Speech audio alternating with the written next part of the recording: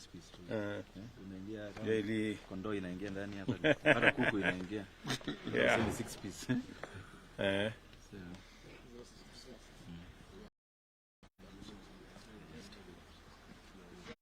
Are we good? Tuko sawa? Kinywa tuko sawa? Very good. Now, ladies and gentlemen, welcome to this afternoon's brief. On behalf of the Kenya Kwanza fraternity, I wish to welcome my good brother David Ochieng and the Movement for Democracy and Growth Party. Joining the Kenya Kwanza this morning, we have already signed an agreement with the MDG party to join the Kenya Kwanza fraternity in making sure that the agenda we have for the next 5 years, we are going to share in the delivery, in the management, and in the progress that we intend to make in taking our country forward. I am very delighted to welcome the MDG party into the Kenya Kwanza family. We have been in consultation over the last few weeks, and this morning we concluded the agreement that now makes MDG a part of the Kenya Kwanza fraternity. It is a historic moment because this is a party largely from Nyanza, the former Nyanza region, and we are looking forward to forging the necessary partnership and building the necessary networks so that going into the future, we can mainstream the people of Nyanza, the people of that region, in working with the rest of Kenya in ensuring that we build politics that are devoid of ethnicity, of unnecessary conflict, and ensuring that we build on the current momentum where the people of Kenya have made a conscious, deliberate decision to get rid of the politics of ethnicity, division, hate, and things that put us or put divisions amongst the people of Kenya. I look forward in the coming days, months, and years to visiting every part of Kenya. We have already made a commitment that the government we are going to set up immediately after our processes of election are concluded will be a government that will leave no region and no section and no part of Kenya behind. We are going to make sure that we move as a country, and for the very first time, we build bridges and networks across Kenya so that we can carry the wholesomeness of the people of Kenya into the future together as people who belong to one nation. The people of Kenya have already made a decision to get rid of ethnic politics in this election. It is our belief that in the coming election, we will also have politics that are devoid of conflict and violence. We look forward to visiting Nyanza, campaigning in Nyanza, in all the 4 counties of Nyanza. Unfortunately, in this election, we were not able to visit any of the 4 counties of Nyanza because of matters conflict and matters violence. With the networks we are building with MDG and other political actors, and I want to thank the leaders who are here, the former governor of Kisumu, the Honorable Ranguma is here, the immediate former MP of Kisumu Town West, who is here, my good brother, the Honorable Olago Alwoch, and the immediate former senator of Kisumu, my good brother Fred Outa, and all the other leaders who are here. And I want to say that we are looking forward as Kenya Kwanza to building partnership with you and with other teams in Nyanza in ensuring that our programs, our plans, the agenda that we have for the country is seamless across Kenya. And it is our commitment as Kenya Kwanza that we will work with all leaders, those who are present here, those who are not here now, to make sure that we move our country to the next level. In the same vein, let me take this opportunity and ask our competitors that we want to move the country to the next level. Please allow the judicial system in Kenya to make a determination of the issues that you have taken to court. There is no need, there is no reason why anybody would want to lecture the judiciary on what to do. The judiciary is an independent arm of government. They have the capacity, they have what it takes to make a determination of the issues that have been taken before them. We want to say categorically that we are not building this country around personalities. We are building this country around institutions.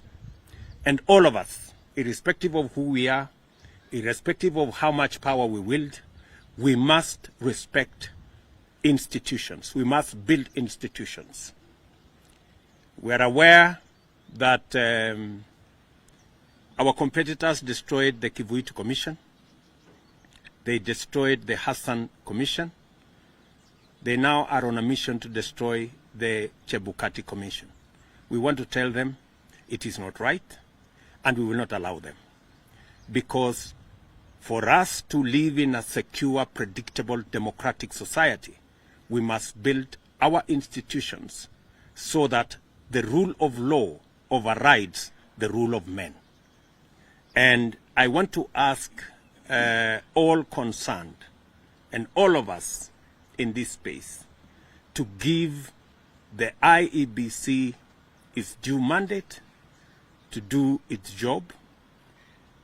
We give the judiciary the space and the opportunity to do their work so that we can begin the journey of building our country and moving Kenya into the future. I thought it is necessary for me to say this and to welcome MDG into the Kenya Kwanza family.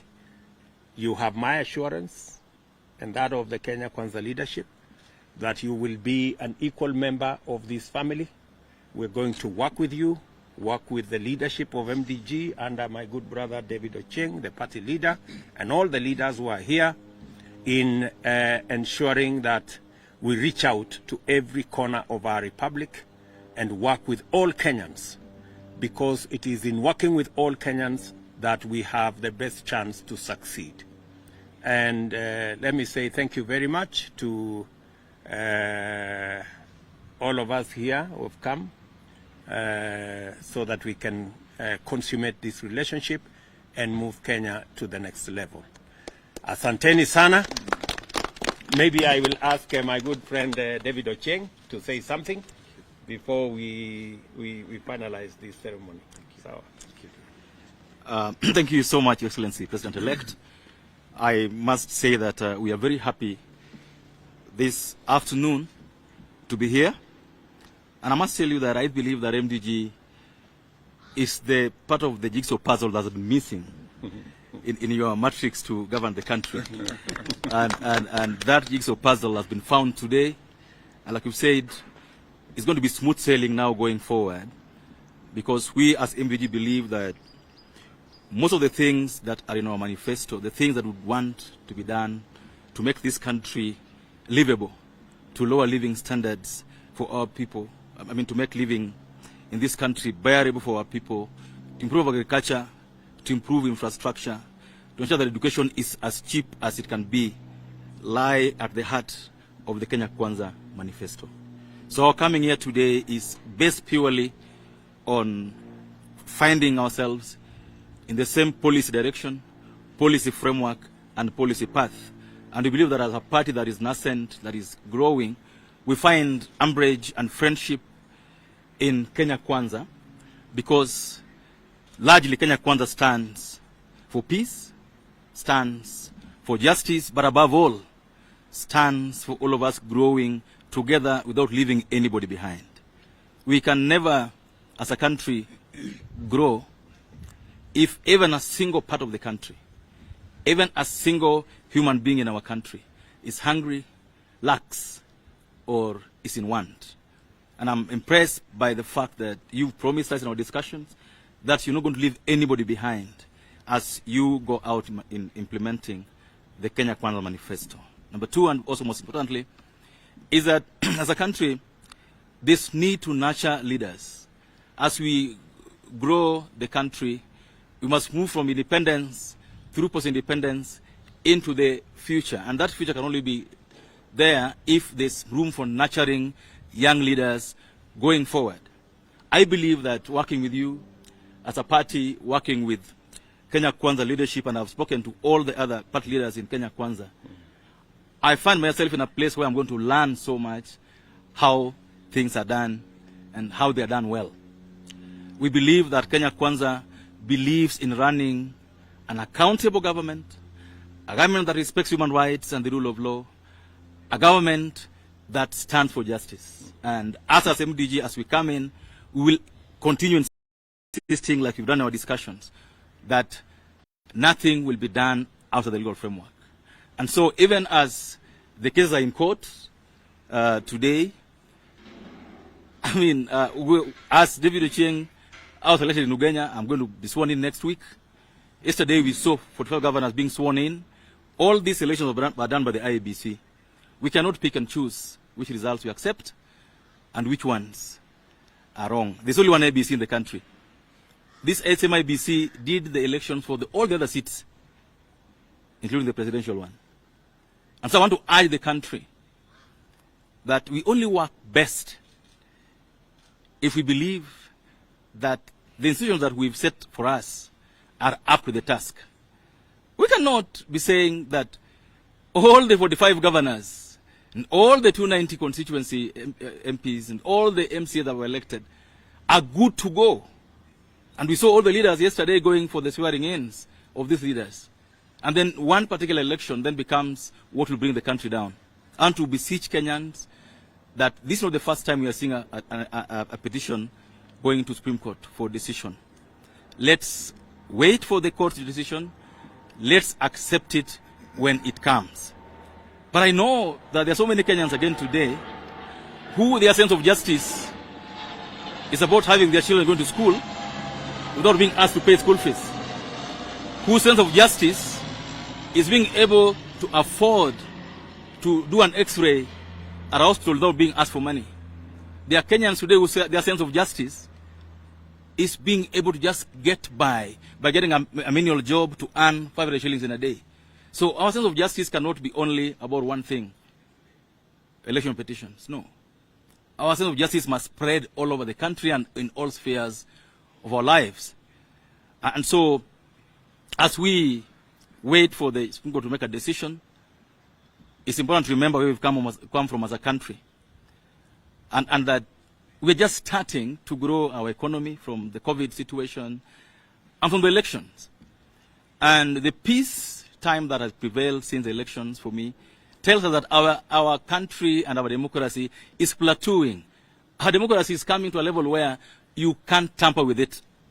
Kenyans will vote and go on with their lives and wait for us who have been elected to serve.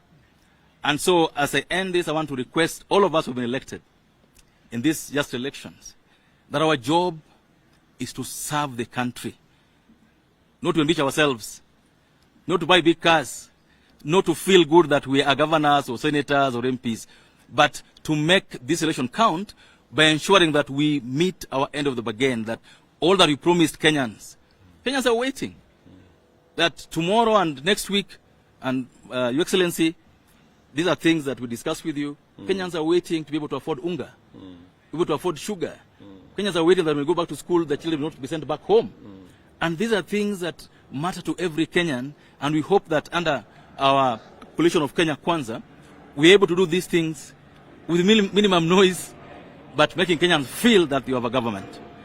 We are happy to be here because we are recognized as a party, we are recognized as a people, and we are at the table where decisions are going to be made. Your President-elect, wishing you Godspeed. Thank you. And I'm sure that the courts will serve justice. And that, like you've said before, that justice, you'll accept it whether it goes your way or another way. I want to assure you that we'll stand with you here now and into the foreseeable future as we build a firm coalition that brings the country together, not cosmetically, but firmly for the better of the country. Thank you so much, and God bless you. Thank you very much. Ranguma, you want to say something? You're good. Okay. Mwamatangi, you want to say something? Thank you very much. While congratulating and welcoming our brothers from the MDG party to this coalition that has shown this country that indeed we can achieve what has hitherto in the past seemed unachievable, and that is building one country, one nation, whereby during elections, the question of where you come from or which language you speak, which community that you have lived in, ceases to matter, and what matters is our national intention to build one country and for all Kenyans to live in a unified nation where opportunity is spread equally. And so I want to say welcome to Kenya Kwanza.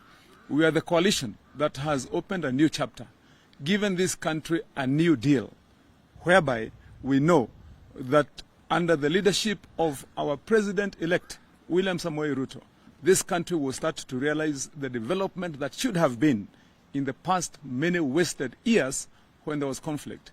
And while saying that, I want to urge those that were competing with us on the other side, the Azimio coalition group and their leadership, that Kenyans are exhausted and tired. We can't continue with this kind of game that has been played over the years. And it is important for us to raise the red flag on what has now been identified clearly as a premeditated and calculated move every time when we hold elections, that IEBC is placed as one of the games that will be played by the leadership intending to discredit the results after Kenyans have expressed their intention. And this started, as has been said earlier here, all the way from the times of Kivuitu. We saw what happened in KICC those days. After that then came the Isaac Hassan Commission. Same story, same script. At the end of the day, when there was intention to discredit and refuse the results, then IBC became the culprit. We have seen it now again this time. I'm wondering, and we in Kenya Kwanza are wondering, indeed and urging the police, the first thing they should have done is to take action. We saw somebody in front of cameras punching a Chebukati. Why hasn't this guy's been taken to court as of now? We saw commissioners bleeding after being injured. Why hasn't this guys been taken to court? Those are electoral offenses. We saw intentional destruction of property in front of cameras. Why haven't those guys been charged for having broken the laws of this land during the pronouncement of an election that was conducted under the eyes and observation of international observers? And what you are saying is this game is up.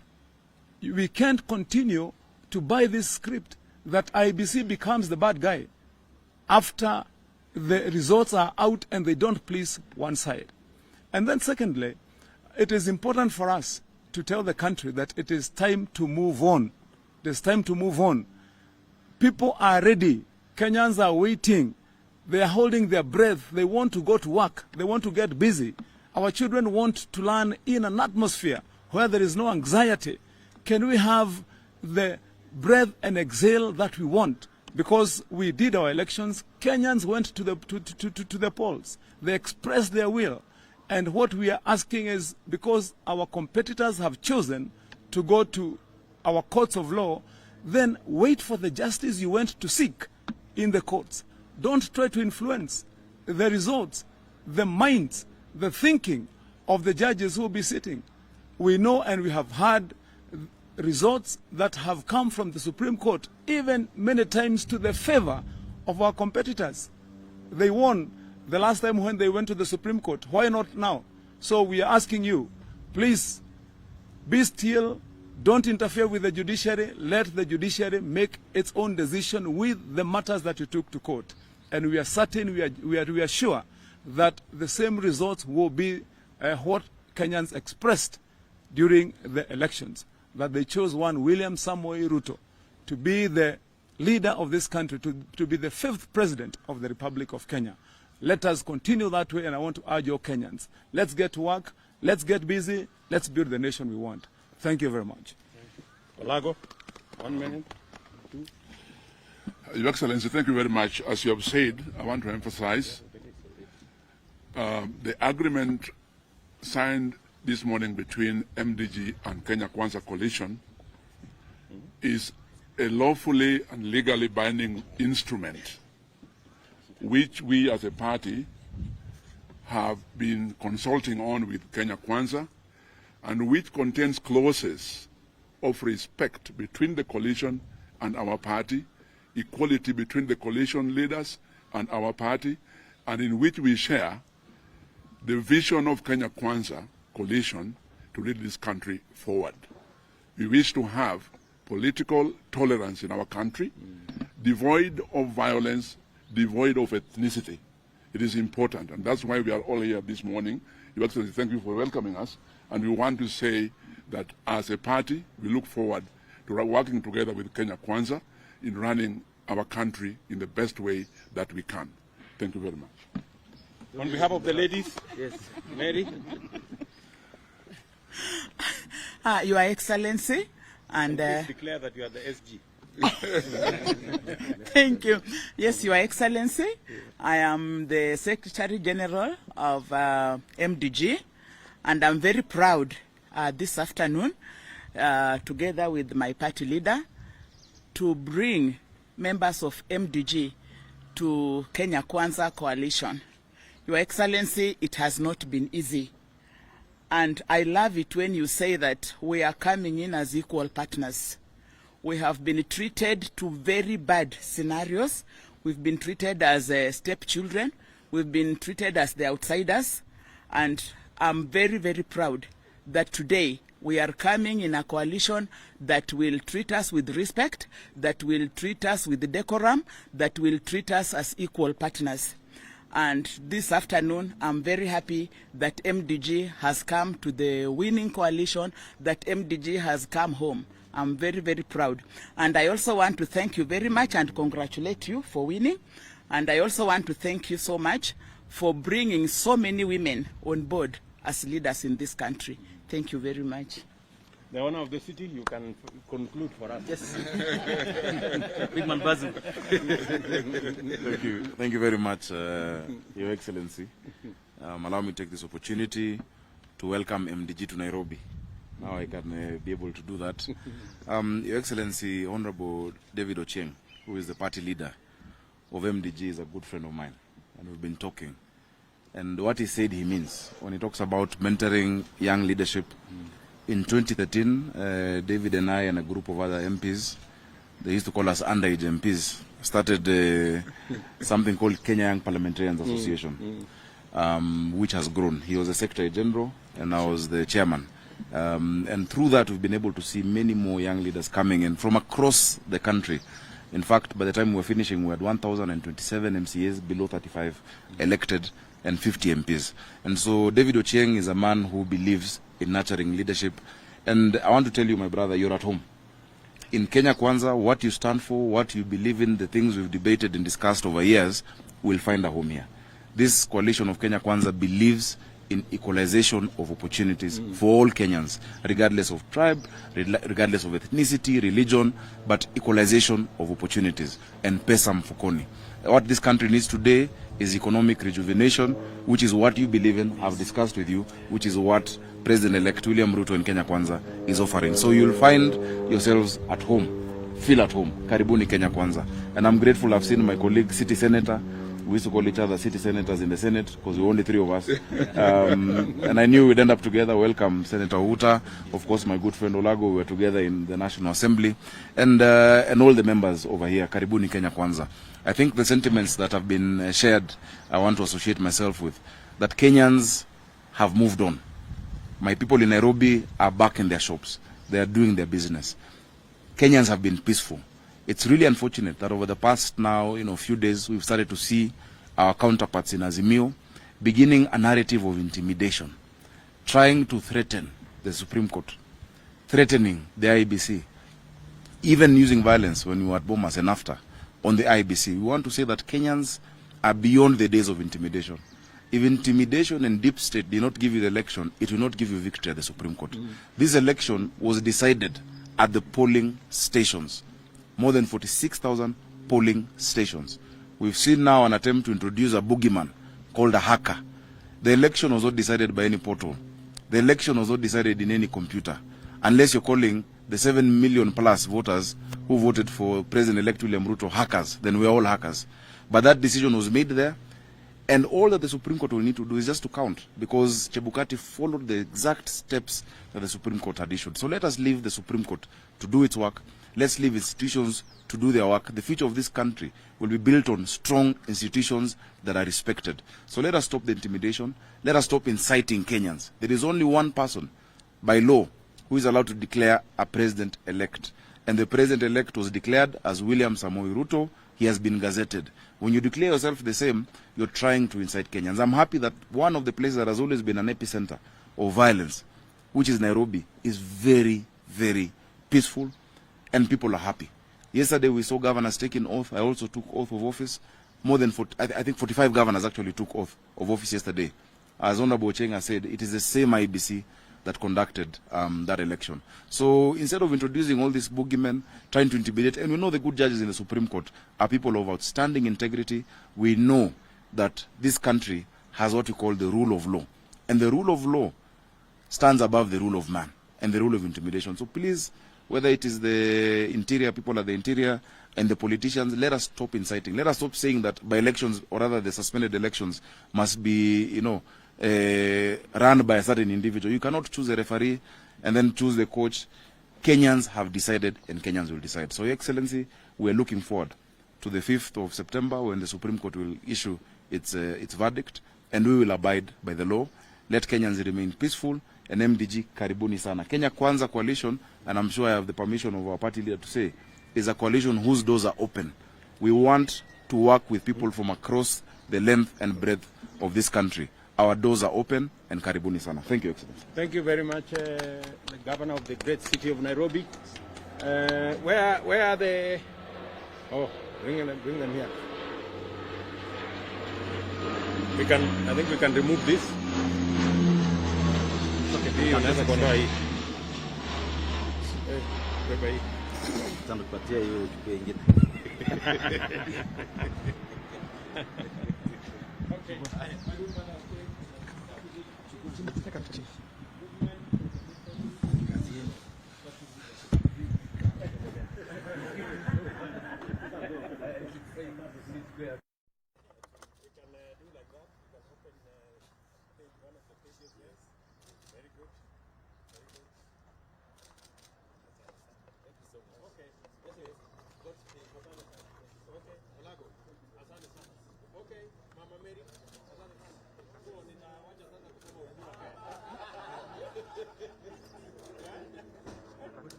Yeah.